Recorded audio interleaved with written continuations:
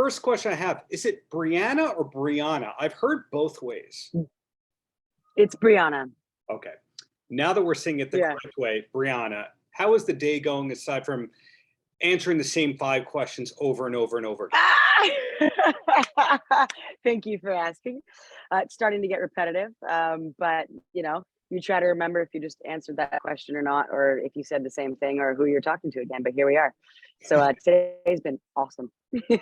One thing I couldn't figure out. I'm coming to you from Mozambique, having the greatest day. Are you really in Mozambique? I am. Wow. Okay. Now that technology.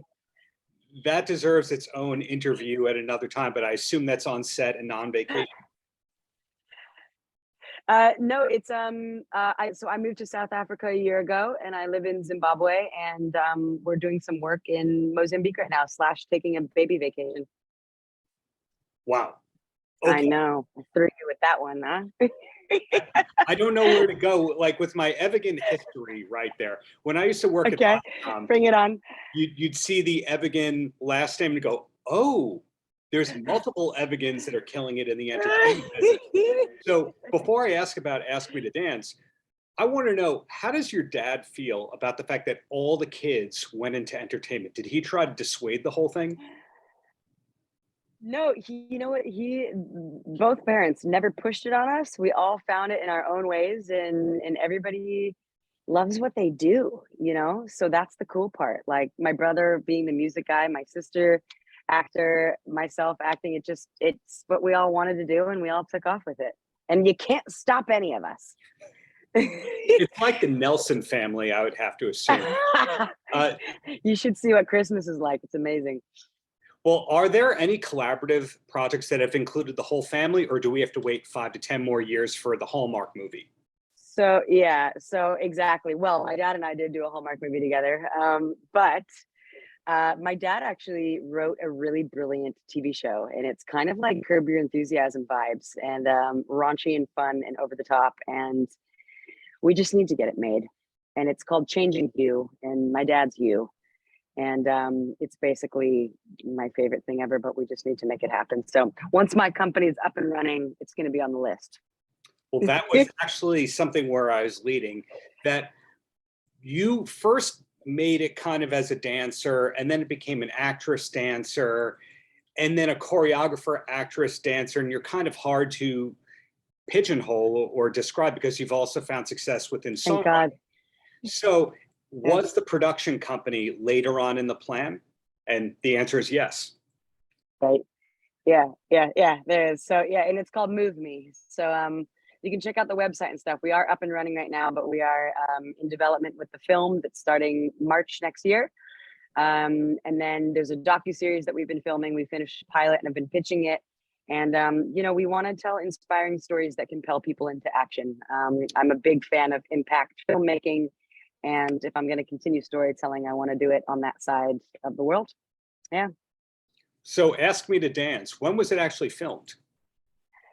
So it was filmed in June last year, which was the month before I moved to Africa. And I opened the script, read it, and in like 45 minutes called my agents back, and I was like, yes, like, let's just do it. This is so much fun. This has been my life. I'm assuming the director had part of his life was this as well. And then, like, let's be honest, the rest of the world that's trying to date and then was trying to date during a pandemic. That was really fun for everybody. So, yeah. When did you learn that Mario Cantone was going to be part of the production? Oh, I did get a freeze. Hold on. Oh, okay.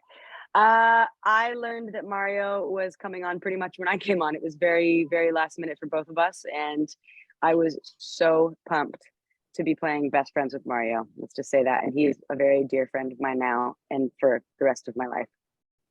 Is Mario able to turn it on and off quickly? And by that, I mean, is he able to break character immediately like I think he is? He is. He honestly, he's one of the most entertaining people to work with. And like, it's really, really, really hard to keep a straight face working with that man. I mean, just in general, hanging out with him, you're like, he's just so himself, which is so admirable. You know, it's just, wow. Yeah, you're you. And that's amazing. And I love you. And what were the filming locations for this film? These days, I have to ask that because Yeah, Georgia seems like it has the set for everywhere, just like New Mexico has that Las Vegas set, I think on the Netflix lot. right. So you never know where things are Okay. filmed these days. Yeah, no, this was actually filmed in Newark, which was honestly, it all felt pretty sketchy after the pandemic and the time that we were there. It just everything was closed and run down, and the whole energy of the place was a bit sad, to be honest. But we had this light of this film, and all of us entertaining people and coming in and reopening up bars and restaurants and places that we were filming in, which I think was great for business at the time. And yeah, no, it was all locations.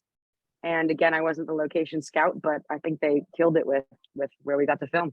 Was that the first time you'd filmed out there?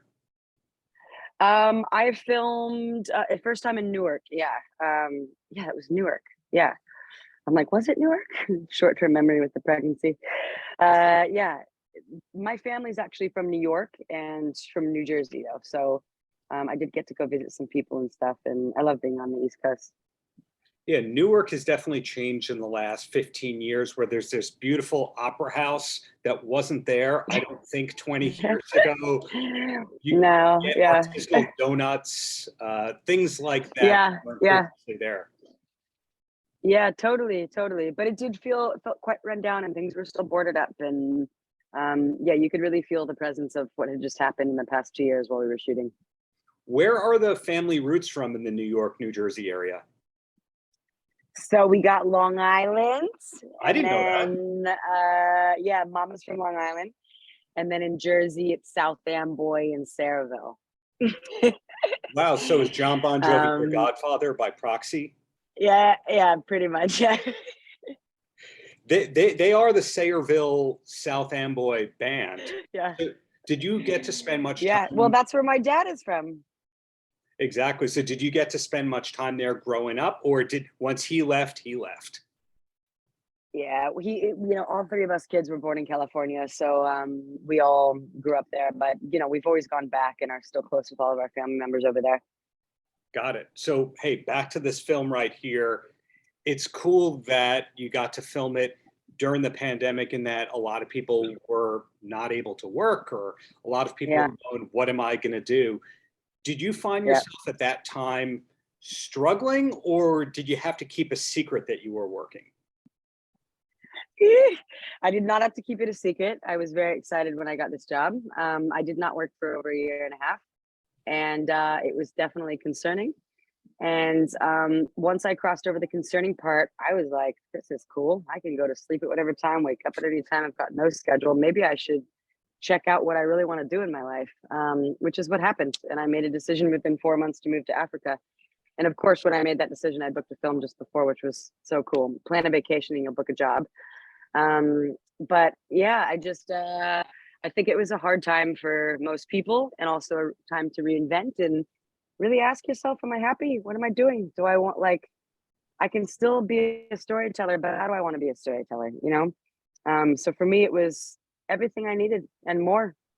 And more. Okay. Well, some Yeah. countries make it really easy to emigrate out there. And then other countries go, nope, send us your last Yeah. 8 years of income and all that. Mozambique, how does that work? Where does it go on the scale? So, well, you should have seen us at the border the other day with a newborn with an emergency passport. My dog travels with me everywhere, so I've got him. And my fiance, he's a badass. So he's lived in Zimbabwe for 13 years, Australian ex-special forces, and the guy knows Africa, so we know how to get around. But it's not easy. I do have a 3-year work visa in South Africa, so I'm working there a lot. And we'll just see how it goes. Just keep talking your way through things. I did see a Pauly Shore movie that he made in South Africa, but is there much of a film industry out there? So, there is quite a bit in Cape Town and Johannesburg, especially. But I'd say a big part of what we want to do is help with some of that early development structure. And there's so much talent everywhere around the world, and so much of it's being missed. And I think that maybe they don't have the platform and the ways of actually making it happen. So I think us being here and helping with that could make these people shine. You know, it's not even us doing anything. It's just us bringing a template. That's it. Hence your production company pushing forward Move Me. as a Yeah. Mozambique-based entity. Yeah. No, so it's right now, no, it's actually a US entity. And the first productions are going up in South Africa. So we have production partners in South Africa, and then we'll move to Zimbabwe, Botswana, Kenya, Tanzania, and Mozambique. Wow, that's a lot. And mark my word, I think I'm going to move to Mozambique in a couple of years. Yeah, I think it's going to be home base. Cool. Well, the last question I have for you is, yes, we were set up to talk about Ask Me to Dance, but are you allowed to say what comes out next, what the next project is, or are you under deadline.com embargoes? No, I'm not. Well, obviously Ask Me to Dance comes out next week, which I'm super pumped about. It's just such a fun film for everybody to see. And then I've got a film called Just Below Sunset, directed by Luis Soto, who's brilliant. Very dark drama. Cannot wait. Maybe one of my favorite films that I've gotten to be a part of. And then Love and Communication is right now doing the festival circuits as well. And I think that's it. Those are the three. Looking forward to that all and whatever's to come in the near future. Thank you for your time and continued success. Thank you. Thanks for making the last interview so fun. Paltrocast.